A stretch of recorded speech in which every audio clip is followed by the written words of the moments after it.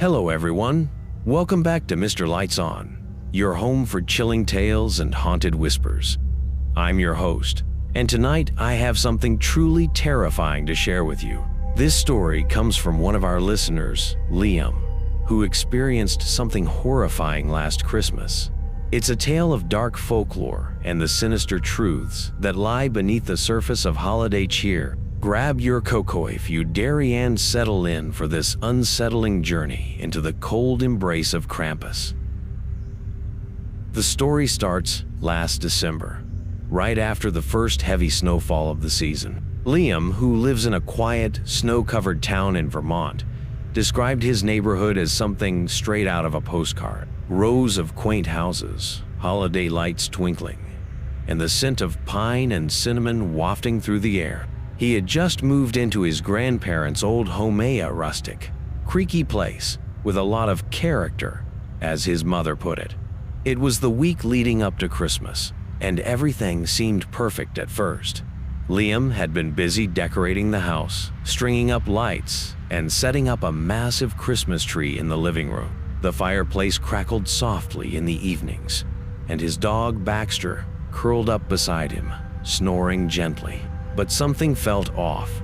It started small, the sensation of being watched when he was alone in the house. Then came the strange sounds at night, soft scratching at the windows and faint, deliberate knocks on the walls. Liam brushed it off, blaming the wind or maybe a raccoon outside. After all, it was an old house. Creaks and groans were to be expected, right? Except the sounds weren't random. They always came in threes. 3 scratches, 3 knocks, 3 faint taps on the glass. By the 4th night, Baxter began acting strange. The normally friendly golden retriever would growl at the windows and refuse to leave Liam's side. On more than one occasion, Liam found Baxter standing in the middle of the living room, staring at the chimney, his ears flat against his head. Liam told me about the turning point when the bizarre events became impossible to ignore. It was the night of December 21st, the winter solstice. He had just returned from a small holiday party at a neighbor's house. The air was bone-chilling, the kind of cold that settles deep in your bones, no matter how many layers you wear. As Liam approached his front door, he noticed something odd. There were footprints in the snow, leading up to his house but not away from it. The tracks were massive, clawed, and unlike anything he'd ever seen before. At first, he thought it was a prank. Vermont was full of hunters and outdoorsmen. Maybe someone had left fake tracks to mess with him. But then he noticed something that made his stomach drop. The tracks didn't sink into the snow the way they should have. They looked almost weightless, like the creature that made them wasn't entirely of this world. Liam's voice shook as he recalled what happened next. He stepped inside and locked the door, his heart pounding. He tried to distract himself, putting on some Christmas music and pouring a glass of whiskey to calm his nerves. Baxter stayed close, his tail tucked between his legs. That's when the knocking started. 3 knocks, slow, deliberate, and impossibly loud. They came from the front door. Liam froze, his hand gripping the glass so tightly he thought it might shatter. No one else was supposed to be around at this hour, and the snow outside showed no fresh tracks since he'd entered. He approached the door cautiously, peering through the peephole. What he saw on the other side made his blood run cold. Standing there, illuminated by the soft glow of his porch light, was a figure cloaked in shadows. It was too tall to be a person, and its outline was monstrous. Antlers or horns jutted out from its head, curling menacingly. The face was obscured, but Liam could see faint, glowing eyes staring back at him through the glass. "Who's there?" he managed to croak, his voice trembling. There was no reply, just silence, oppressive and heavy. Then the thing outside raised one clawed hand and knocked again 3 times. Liam stumbled back, grabbing his phone to call the police. But as soon as he hit the call button, the power went out. The house was plunged into darkness, and the only sound was the faint, eerie creak of floorboards coming from upstairs. Liam's heart raced as the darkness swallowed the house. He fumbled for a flashlight he'd left on the kitchen counter, his hands shaking so badly he nearly dropped it. Baxter growled low in his throat, staring intently at the staircase. The sound of creaking floorboards grew louder, deliberate and slow. Something or someone was up there. "Stay here," Liam whispered to Baxter, though he doubted his trembling voice inspired any confidence in the dog or himself. Armed with the flashlight and a fire poker he grabbed from the hearth, Liam ascended the stairs, each step feeling heavier than the last. His breath fogged in the cold air cold that shouldn't have been possible inside a heated house. The upstairs hallway stretched before him, cloaked in shadows. Every door was closed except for one, the door to his grandparents' old bedroom. It swayed gently, as though caught in a breeze, even though there were no windows open. "Hello?" Liam called, though he regretted it immediately. His voice sounded small, insignificant, swallowed by the oppressive silence. The door creaked open wider in response. Inside the room, moonlight spilled through the frost-covered windows, illuminating the antique furniture and the large wardrobe that stood against the far wall. For a moment, everything was still, and Liam began to think he'd imagined the noise. Then, from the shadows near the wardrobe, he heard a guttural, animalistic growl, low and menacing. His flashlight beam trembled as he pointed it toward the sound. "Who's there?" he demanded, though his voice cracked halfway through. The growl grew louder, and before Liam could react, the wardrobe door burst open. Out tumbled a figure, but it wasn't human. It was hunched, its limbs grotesquely long and clawed, its face twisted into something between a goat and a man. The smell of decay filled the room, making Liam gag. The creature stared at him with glowing yellow eyes, its mouth curling into a sharp-toothed grin. "Liam," it hissed, its voice dripping with malice. It knew his name. Liam didn't think. He swung the fire poker wildly, the metallic clang of the impact echoing in the room. The creature let out an ear-piercing screech, retreating briefly, but it didn't leave. Instead, it lunged at him, its claws swiping through the air. Liam barely dodged, the claws grazing his shoulder and tearing through his sweater. He stumbled backward, his flashlight rolling across the floor and plunging the room into partial darkness.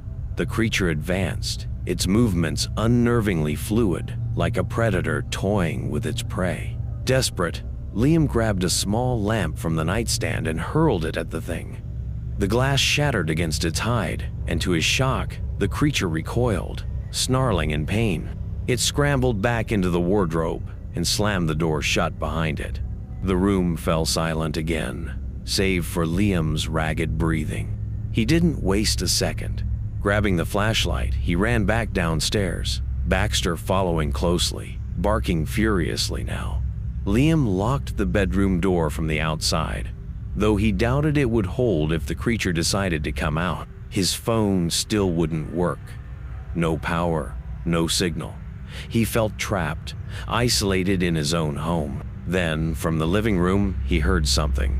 It was faint at first, a tinkling sound, almost like bells, but not the cheerful kind you'd hear on a sleigh. These were deep, haunting, and ominous. When Liam turned toward the sound, his blood froze. Standing in front of the Christmas tree was another figure. This one was taller, more imposing, its silhouette even more monstrous than the thing he'd encountered upstairs.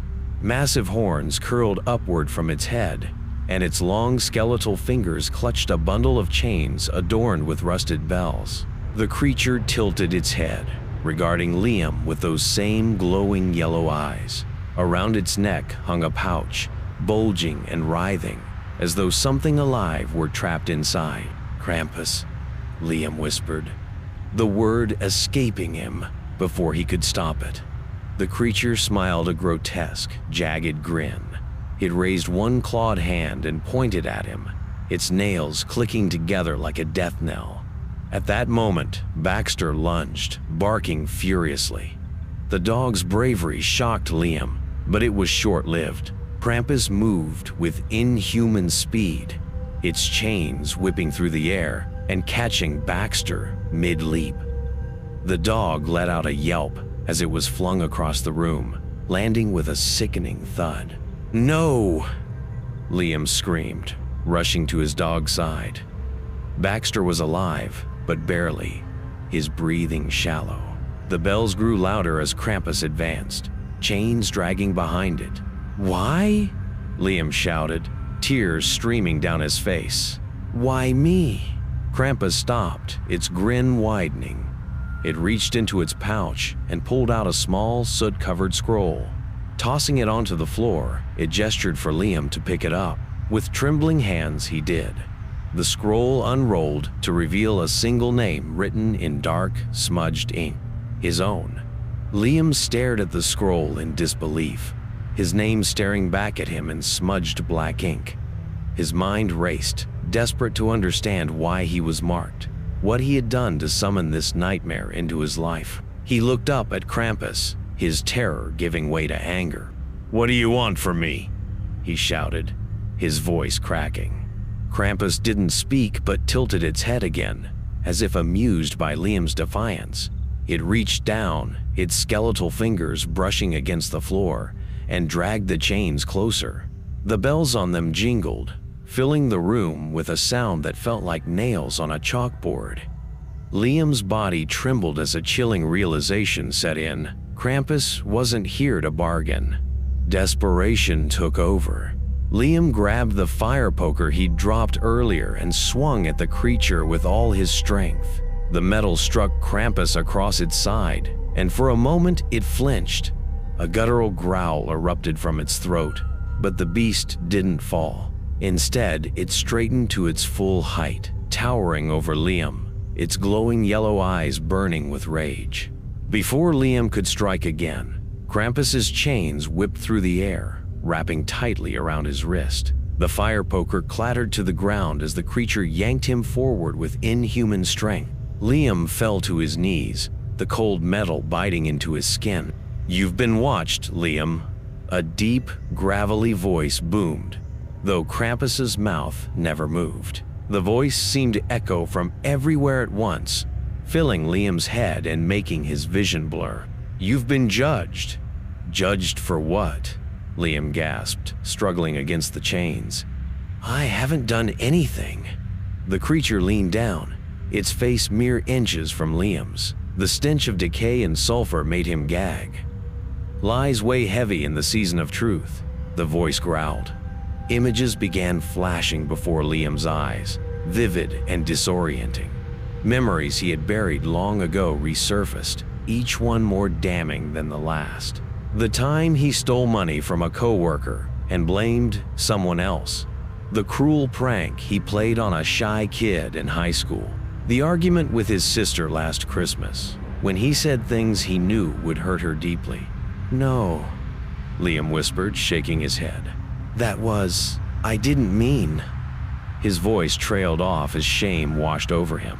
"Krampus sees all," the voice rumbled. "Repentance comes too late." Suddenly, the chains loosened, and Liam collapsed to the floor, gasping for air. He scrambled back, his mind racing for a way out. Krampus didn't follow. Instead, it raised one clawed hand and pointed toward the fireplace. Liam turned to look, and his stomach dropped.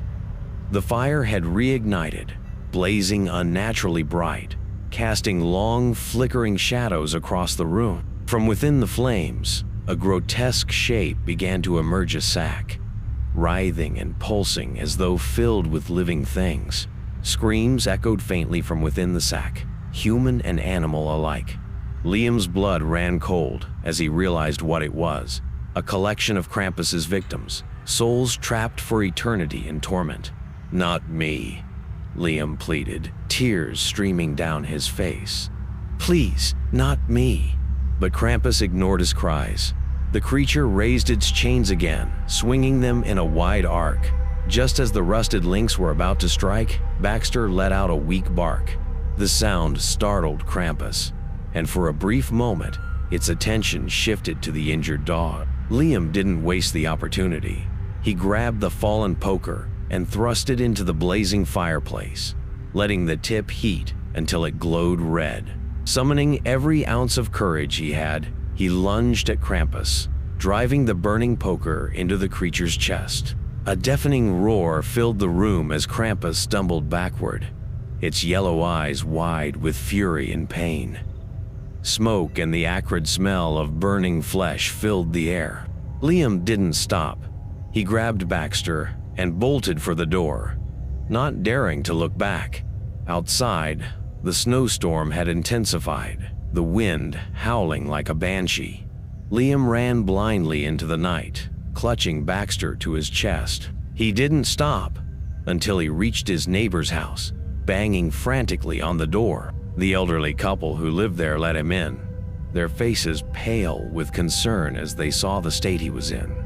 Liam tried to explain, but the words wouldn't come. All he could do was collapse onto their couch, holding Baxter tightly and shaking uncontrollably. The next day, Liam returned to his house, accompanied by the neighbors and a local sheriff.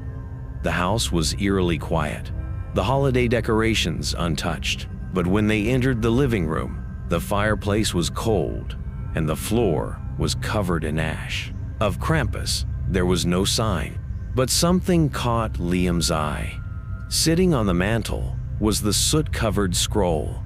He unfolded it with trembling hands, and his breath caught in his throat.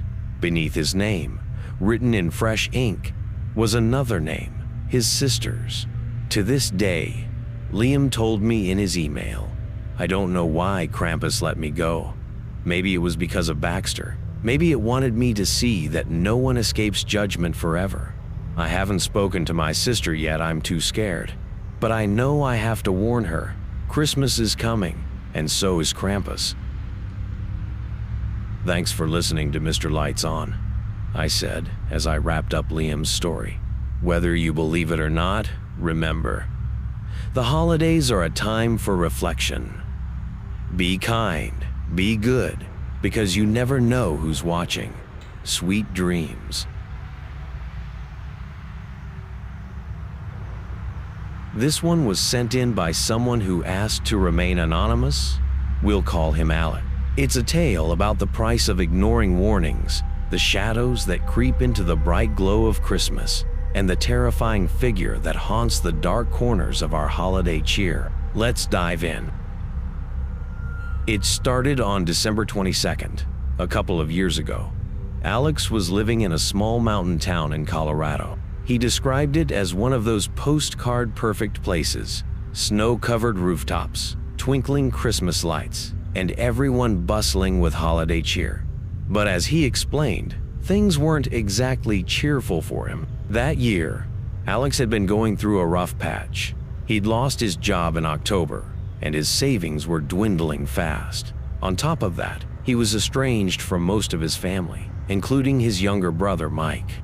They hadn't spoken since a fight the previous Christmas, and every passing day made Alex feel the distance even more. Still, he was determined to make the best of it. He spent the evening decorating his small cabin, trying to recreate the warm holiday atmosphere he remembered from childhood. The tree was a little lopsided, and the ornaments were mismatched, but it was his. As Alex finished hanging the last strand of lights, his phone buzzed. It was a message from Mike. "Hey, I know it's been a while. Can we talk?" Alex stared at the screen, torn. Part of him wanted to ignore it. The fight had been bad, and the wounds were still fresh. But something in the tone of the message's something desperate made him reply, "Yeah, call me." The phone rang almost immediately. Mike's voice was tense, almost panicked. "Alex, I know this is gonna sound crazy, but I need you to listen. Do you remember Grandma's stories about Krampus?" Alex laughed, despite himself. "The goat monster that punishes bad kids? Yeah, I remember." "Why?" Mike hesitated. "I think it's real. I think it's after me." Alex thought it was a joke at first. Mike had always been the more superstitious one, the kind of person who'd get spooked watching The Exorcist alone. But as Mike kept talking, Alex's amusement faded. Mike explained that strange things had been happening over the past week. Doors slamming shut without warning, deep claw marks appearing on his windowsills, and every night, he heard bells jingling outside his house, growing louder and closer. "I thought it was just my imagination," Mike said. "But last night I saw it." Alex felt a chill run down his spine. "Saw what?" "The thing. Krampus. It was standing outside my window, watching me. I swear, Alex, it's real." Alex didn't know what to say. The logical part of his brain screamed that it was nonsense. But something in Mike's voice made him pause. "Where are you now?" Alex asked. "At Mom's old place," Mike replied. "I thought maybe if I left my apartment, it couldn't follow me. But it's here too. I can feel it." Alex sighed. "All right, I'm coming over. Just stay inside, okay?" Mike agreed, and Alex bundled up for the drive.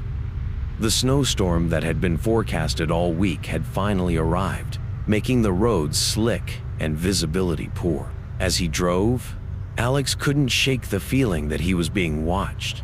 When Alex arrived at the house, it was nearly midnight. The snow was falling heavily, muffling every sound. The house itself looked exactly as he remembered it from their childhood rundown, but somehow comforting. Mike opened the door before Alex even had a chance to knock. His face was pale, his eyes darting nervously toward the dark street. "It's out there," Mike whispered. "I heard it again, the bells." Alex stepped inside, shaking off the cold. The house was dimly lit, with only a few candles burning on the mantel. "Have you called the police?" Alex asked. Mike shook his head. "And tell them what? That a Christmas demon is stalking me? They'd lock me up." The two brothers sat in the living room, talking in hushed tones. Mike recounted everything that had happened in the past week. The whispers in the night, the guttural growls coming from the shadows, and the glimpse of the creature itself. "It's huge," Mike said. "At least 7 feet tall, with horns and those eyes. Yellow, glowing. It looked right at me, Alex." Despite himself, Alex began to feel uneasy. The storm outside seemed to intensify, the wind howling against the windows. And then, faintly, he heard it. A soft jingling, like sleigh bells. Alex froze, his breath catching in his throat. "Did you hear that?" Mike nodded, his face pale. "It's here." The jingling grew louder, accompanied by the crunch of snow. Something heavy was walking outside. Alex grabbed a fireplace poker, his hands shaking. "Stay here," he told Mike. "I'll check it out." "No," Mike hissed. "Don't go out there. That's what it wants." But Alex couldn't sit and wait. He opened the door, stepping onto the porch. The cold was biting, and the snow came down in thick sheets. At first, he saw nothing, just the empty yard and the tree line beyond. But then, at the edge of the forest, a shadow moved. It was massive, hunched over, and walking on 2 legs. Its horns curved upward, silhouetted against the faint glow of the moon, and its eyes, those glowing yellow eyes, stared directly at him. Alex's heart pounded in his chest as the creature stepped closer, its towering figure almost blending into the swirling snow. The jingling of the bells grew louder, the sound sharp and grating, like a sinister mockery of holiday cheer. For a brief moment, Alex thought he could see the details of its grotesque formatted fur, gnarled horns, and claws that gleamed even in the dim light. It stopped just at the edge of the yard, standing motionless. Alex tightened his grip on the fireplace poker, but his knees felt like jelly. Every instinct screamed for him to run back inside, but he couldn't move, trapped by the creature's piercing yellow gaze. Then it smiled. At least, Alex thought it did. Its mouth stretched unnaturally wide, revealing rows of jagged teeth. A low, guttural growl rumbled through the air, reverberating in Alex's chest. The sound snapped him out of his trance. He stumbled backward into the house, slamming the door shut and locking it. "What did you see?" Mike asked, his voice shaking. "It's real," Alex managed to choke out. "It's really out there." Mike nodded grimly. "I told you." The brothers stood in the living room, the tension in the air thick enough to cut with a knife. Alex glanced at the windows, expecting the creature to smash through them at any moment, but nothing happened. The jingling of the bells faded, replaced by an eerie silence. "Maybe it's gone," Alex whispered, though he didn't believe it himself. Mike shook his head. "It doesn't leave until it gets what it wants." "And what is that?" Alex demanded. "What does it want with you?" Mike hesitated before answering. "Grandma always said Krampus comes for those who've lost their way, people who've been cruel, selfish, or dishonest. I've done things, Alex. Things I'm not proud of." Alex stared at his brother, trying to process what he was hearing. "What are you talking about? What did you do?" Mike looked away, guilt written all over his face. "Remember when I lost that job last year? It wasn't just bad luck. I stole money from the company. Thousands of dollars. And when they started investigating, I pinned it on someone else. They fired him, ruined his life." Alex felt a surge of anger, but quickly tamped it down.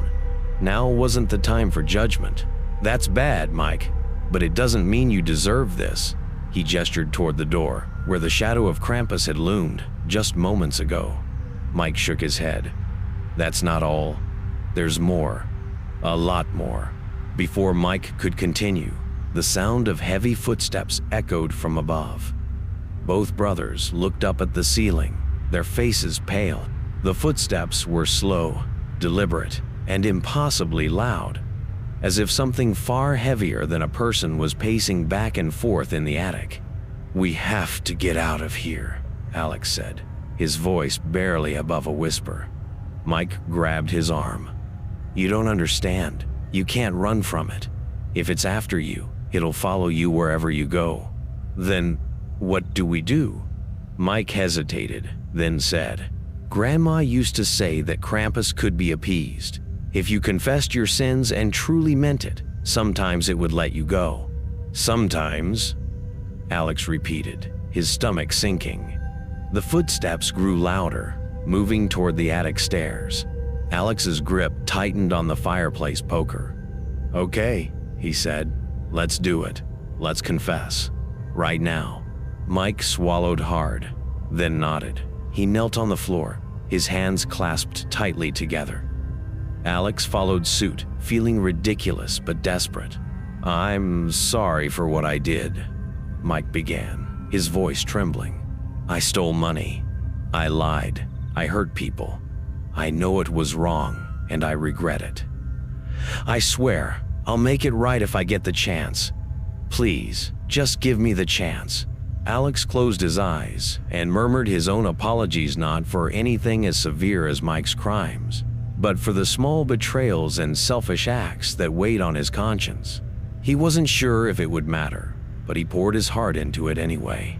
The footsteps stopped. The house was silent again, save for the sound of the wind howling outside. Alex opened his eyes, his breath caught in his throat. "Did it work?" he whispered. Before Mike could answer, the front door exploded inward with a deafening crash. Both brothers screamed as the towering figure of Krampus stepped into the room, its massive frame filling the doorway. The creature's glowing eyes locked onto Mike, and it raised one clawed hand, pointing directly at him. "No!" Alex shouted, jumping to his feet. He swung the fireplace poker with all his strength, striking Krampus across the arm. It was like hitting a brick wall. The poker snapped in half, and Krampus didn't even flinch. The creature moved faster than Alex thought possible. In an instant, it was upon Mike, wrapping him in its chains. The bells jingled wildly as Mike screamed, struggling against the unbreakable bonds. "Please, Mike begged. "I'm sorry. I'll fix it. Please, don't take me," Krampus growled, a low, guttural sound that sent shivers down Alex's spine. It dragged Mike toward the open door, its claws digging into the wooden floor. Alex tried to grab his brother's arm, but Krampus swatted him away like a rag doll. He hit the wall hard, his vision swimming. By the time Alex scrambled to his feet, it was too late. The creature and his brother were gone, swallowed by the blizzard outside. The only sign they had been there at all was the faint jingling of bells, growing fainter and fainter until it disappeared entirely. Alex never saw his brother again. When he tried to explain what had happened, no one believed him. The official story was that Mike had disappeared during the snowstorm, likely lost in the woods, but Alex knew the truth. Every Christmas since, Alex has lit a candle and sat in silence, confessing his sins. He doesn't know if Krampus will ever come for him, but he's not willing to take the chance. "Thanks for listening to Mr. Lights On," I said, wrapping up the tale. Whether you believe in Krampus or not, maybe it's worth remembering. The holidays are about more than gifts and decorations. They're a time to reflect, to make amends, and to be better. Sleep tight and keep an ear out for those bells.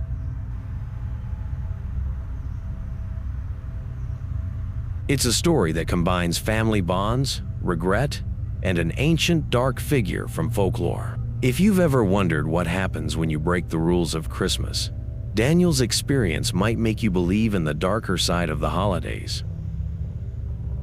So, sit back, turn the lights off or on if you're too scared, and let's dive into Daniel's terrifying encounter. Daniel's story begins in a small town in Pennsylvania where he grew up. It was the kind of place where everyone knew each other, and Christmas was celebrated with a sense of community. Every year, the townsfolk held a massive Christmas Eve celebration in the town square, complete with a tree lighting, carolers, and hot cocoa for the kids. But the Christmas Eve when Daniel was 12 was different. "I remember that year clearly," Daniel wrote. "It was the first Christmas after my parents got divorced. My mom, my older sister Ellie, and I moved into this old farmhouse just outside of town. It was big, drafty, and felt like it hadn't been lived in for decades. Mom said it was all we could afford, but Ellie and I hated it from the moment we moved in." Daniel described the farmhouse as eerily quiet, even during the day. The walls seemed to creak and groan with every gust of wind, and the shadows in the corners never quite disappeared, no matter how much light you turned on. That Christmas Eve, their mom was working late at the diner, leaving Daniel and Ellie home alone. "I was excited for Christmas," Daniel wrote, but Ellie wasn't in the spirit. She was 16, moody, and spent most of her time on the phone with her friends. "I was watching TV in the living room when I first heard the bells. At first, Daniel thought the sound was coming from the show he was watching, faint jingling bells, like the kind Santa's sleigh might have. But when he muted the TV, the bells were still there, faint but distinct, coming from outside. Daniel went to the window and looked out into the snowy yard. In the distance, near the edge of the woods, he thought he saw something move. It was hard to tell through the snow, he wrote, but it looked like a figure, tall and hunched, with what I thought were antlers or horns. Daniel called for Ellie, but she ignored him. Frustrated, he decided to investigate on his own. Grabbing his coat and boots, he stepped out into the cold. The air was so quiet, Daniel wrote. Even the wind had stopped. All I could hear were those bells, closer now, like they were calling me toward the woods. The figure was gone by the time Daniel reached the edge of the trees, but the snow was disturbed, marked by massive footprints. They were huge, Daniel wrote, bigger than any animal I'd ever seen, and they had claws-long, sharp claws. They led deeper into the woods, and even though I was scared, I couldn't help but follow them. Daniel's voice in the letter became shaky at this point. His words scattered. He described the feeling of being watched, the oppressive silence of the woods, and the overwhelming urge to turn back, but he didn't.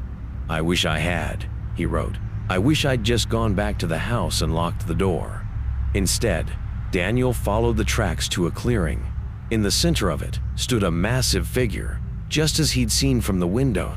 "It was the most terrifying thing I'd ever seen," Daniel wrote. "It had the body of a man, but its legs were like a goat's, covered in dark fur. Its face, I'll never forget its face. It looked almost human, but its eyes glowed yellow, and its mouth was full of sharp, jagged teeth. The creature was holding a large sack, slung over its shoulder. Daniel swore he heard muffled cries coming from inside it, as if something or someone was trapped in there. Daniel turned to run, but the creature growled, a deep, guttural sound that froze him in his tracks. "It started walking toward me," he wrote, "and I thought I was going to die. But then I heard Ellie calling my name from the house." The creature stopped, tilting its head as if listening. Then, without warning, it turned and disappeared into the woods, the jingling bells fading with it. Daniel ran back to the house, slamming the door behind him. Ellie was standing in the living room, looking annoyed. "What were you doing out there?" she asked. Daniel tried to explain, but Ellie didn't believe him. She told him he was imagining things and to stop acting like a baby. "But I knew what I saw," Daniel wrote. "And I knew it wasn't over." The following days were a blur for Daniel. The incident in the woods seemed too strange to believe, even for him. He couldn't get the image of that creature out of his mind, the glowing eyes, the gnarled horns, and the terrifying growl. But what terrified him more was that he was certain the creature had been waiting for him. The Christmas decorations came and went, and the usual holiday cheer in the house began to feel hollow. The old farmhouse never felt the same after that night. The air was thick with something oppressive, and Daniel couldn't shake the feeling that something was lurking just out of sight, watching him from the shadows. On Christmas Eve, a week after the encounter in the woods, Daniel's mom was supposed to come home early from the diner to celebrate, but she didn't show up. That night, the storm outside intensified. Winds howled against the house, rattling the windows. The power flickered and went out around midnight. For a moment, the world outside seemed to vanish, leaving only the creaking of the house and the eerie silence. Ellie and Daniel sat in the dark, the only light coming from a flickering candle. They hadn't spoken much since their argument over the creature. Ellie was still convinced Daniel had imagined everything, but Daniel had no choice now but to press on with his warning. "It's coming back," Daniel said, his voice barely above a whisper. He could feel the presence of something dark drawing closer. Ellie didn't reply. She sat with her arms crossed, staring into the darkness. And then, the bells. At first, it was faint, just a soft jingling, like the wind playing with chimes. But then, the sound grew louder, sharper, more deliberate. The bells seemed to be coming from the front yard, where the snow had settled into thick layers. Daniel's heart pounded in his chest. "No," he whispered. "It's here." Ellie, still not fully convinced, grabbed a flashlight from the table. "It's probably just the wind. Calm down." But Daniel's hand shot out, grabbing her wrist. "Ellie, don't." The door to the living room creaked open slowly, and in the dim light, they both heard the unmistakable sound of heavy footsteps on the snow outside. Slow, deliberate steps, a pause. Then the jingling of bells again. Ellie's face drained of color. "What is that?" Before Daniel could answer, the door slammed open with such force that it nearly tore off its hinges. There, standing in the doorway, was the same figure from the woods, the thing he had hoped was nothing more than a nightmare. But now, it was real. Its eyes locked on Daniel's, glowing yellow and filled with hunger. It was taller now, looming over them like a dark storm cloud. Its horns twisted up from its head, sharp as daggers, and its claws clicked menacingly against the floorboard. The heavy sack on its shoulder jangled as it moved, and Daniel could swear he heard whispers coming from within. "Ellie," Daniel whispered, panic rising in his chest. "Get back." But it was too late. The creature's heavy boots thudded across the floor, and before Daniel could react, it reached out with one clawed hand, grabbing Ellie by the arm. Her scream echoed through the house, but the creature's grip was unyielding. It dragged her toward the door, its sack swinging with every step. Daniel lunged forward, grabbing onto her, but the creature was far too strong. With a low, guttural growl, it pulled Ellie into the night, dragging her out into the snow, and the bells jingled louder than ever. "No!" Daniel screamed. "Let her go!" He ran after them, but the snow was deep and the wind made it almost impossible to see. The creature was faster, moving with unnatural speed. Ellie was kicking and screaming, but it didn't stop. Daniel stumbled forward, shouting for his mother, for anyone. But the farmhouse was as silent as a tomb. The storm had taken over completely, and there was no one else in sight. Then, in the distance, he saw at the clearing from the night he had first encountered the creature. The massive figure of Krampus stood at the center, its yellow eyes glowing even brighter in the blizzard. It was holding Ellie in its massive claws, her body limp, and Daniel knew in that moment that it wasn't just playing. It was here to collect. Ellie's eyes flickered open as the creature loomed over her, and she gasped, her voice barely a whisper. "Daniel, help me." But there was nothing he could do. He felt frozen to the spot, terror paralyzing him as he watched the creature open its mouth, revealing rows of jagged teeth. It stepped closer, its breath hot and rancid, and Daniel finally managed to scream. But then, in that instant, the creature stopped. It turned its head toward him, tilting it as if considering whether to take him too. Ellie's body was dropped unceremoniously to the snow. She lay there, unconscious but alive, and the creature, the dark, twisted figure that had haunted his every step, stared at Daniel for one final moment. Then, the creature turned, its footsteps heavy in the snow, the jingling bells echoing across the storm. It vanished into the woods. Daniel rushed to Ellie's side, holding her in his arms. She was cold, shivering, but alive. But she wasn't the same. There was something in her eyes, now a look of pure terror that couldn't be explained. When they finally made it back to the farmhouse, the storm had stopped, but the terror lingered. Daniel's mother arrived the next day to find them huddled in the living room, both shaken to the core. They tried to explain what had happened, but no one believed them. The town was quiet, untouched by the storm that had raged so violently outside. To this day, Daniel doesn't know if Krampus was real or if it was some fevered nightmare brought on by stress and fear. But every year, around Christmas time, the bells still haunt him. He hears them late at night, faintly, coming from just beyond his window. And sometimes, if he's brave enough to look, he swears he can see a shadow standing at the edge of the trees, watching. "Thank you for joining me tonight," I said, my voice soft, almost reverent. "Remember, no matter how well you think you know the world around you, there are forces we cannot see, forces that might be lurking just beyond the light. Sleep tight and keep an ear out for the bells." This story was sent in by Clara, a listener from Minnesota. She wanted to share an eerie experience her family had one Christmas Eve in the early 2000s. It's a story about tradition, fear, and the dark consequences of forgetting the old ways. Buckle up, this one might make you think twice about the stories your grandparents used to tell.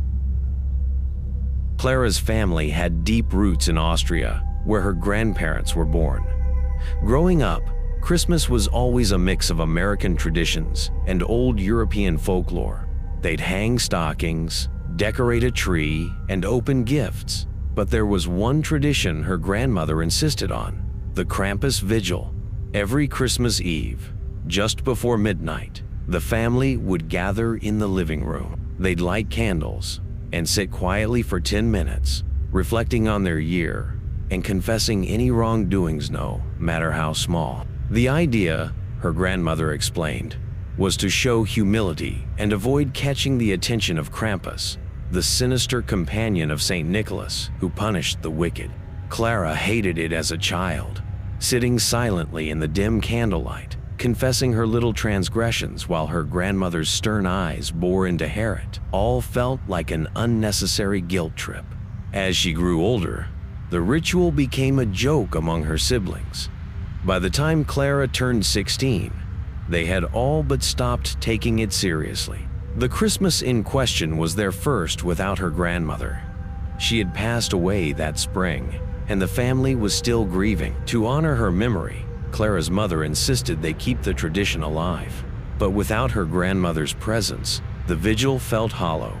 Clara and her brothers spent most of it stifling laughter or exchanging exaggerated confessions under their breath. When the 10 minutes were up, Clara's father blew out the candles and declared the ritual over. No one thought much of it until later that night. Clara was the first to hear it. She'd gone to bed around midnight, the snowstorm outside lulling her into a light sleep. But sometime after 2 a.m., she was jolted awake by a sound that didn't belong. A heavy thud. She sat up in bed, straining to listen. The sound came again, louder this time. It was coming from the roof, directly above her room. Clara's first thought was of Santa Claus, as ridiculous as that seemed. But this wasn't the cheerful pitter-patter of reindeer hooves. It was slow, deliberate, and impossibly heavy, as if something massive was stalking across the roof. She crept out of bed and tiptoed to her window. The snow was falling thick and fast, obscuring most of the yard, but she could just make out something unusual near the tree line. A shadow, too tall and angular to be a person. Clara's breath caught in her throat as the shadow moved. It seemed to glide across the snow, heading toward the house. Too scared to move, Clara stayed frozen by the window until the sound of scraping broke her trance. She turned her head toward the chimney, where the noise was coming from like nails on a chalkboard, but deeper. Just the wind, she whispered to herself, trying to calm down. But when she looked back outside, the shadow was gone. The house fell silent, save for the ticking of the old grandfather clock in the hallway. Clara managed to convince herself it was her imagination and crawled back into bed. At 3:15 a.m., the screaming started. It came from her brother Jake's room down the hall. Clara bolted out of bed, nearly colliding with her parents as they rushed toward the noise. When they threw open Jake's door, they found him curled up in the corner, his face pale and streaked with tears. "Something's in here," he sobbed, pointing toward the closet. It has claws! I saw it!" Her father turned on the lights and opened the closet door, revealing nothing but clothes and old toys. Still, Jake refused to sleep in his room for the rest of the night. Clara tried to comfort him, but deep down, she felt the same unease. The next morning, Clara noticed something strange. The Christmas tree, which had been perfectly decorated the night before, looked disheveled. Ornaments were missing, and several branches were bent as if someone or something had tampered with it. When she mentioned it to her mother, she brushed it off. "Probably the cat," she said. But Clara wasn't convinced. Their cat, Muffin, never touched the tree. That's when she noticed the footprints. The snow outside was untouched, except for a trail of massive clawed footprints leading from the woods to their back porch. They stopped abruptly at the patio door, as if the creature had been standing there, watching them through the glass. "Mom, look," Clara called. But when her parents came to see, the footprints were gone, covered by fresh snow. Her brothers teased her for trying to scare them. But Jake wasn't laughing. He stayed quiet, his eyes darting nervously toward the windows. That evening, as the family gathered for dinner, the power went out. The house plunged into darkness, and Clara's father went to check the fuse box. While they waited, Clara heard it again, the same heavy thudding from the night before, this time coming from the attic. Her mother dismissed it as settling sounds, But Clara wasn't so sure. She and Jake exchanged a glance, their unspoken fear hanging in the air. The night passed uneventfully, but the family was on edge. Clara couldn't shake the feeling that something was watching them. On Christmas morning, they found the fireplace filled with ash and soot, far more than there should have been. Among the ashes was a single, charred bell, the kind her grandmother used to keep in a box labeled Krampus knocked. They never skipped the vigil again. And that's Clara's story, I concluded. A chilling reminder to respect old traditions because you never know what might be listening. Sleep tight, and remember, some stories are more than just legends.